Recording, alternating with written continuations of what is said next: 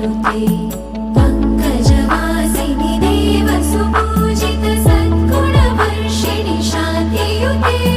जय जय हे मधुसूदन कामिनि आदिलक्ष्मि जय पालय माम्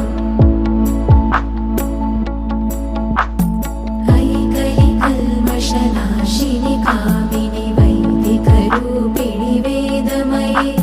क्षीरसमुद्भव मङ्गलरूपिणि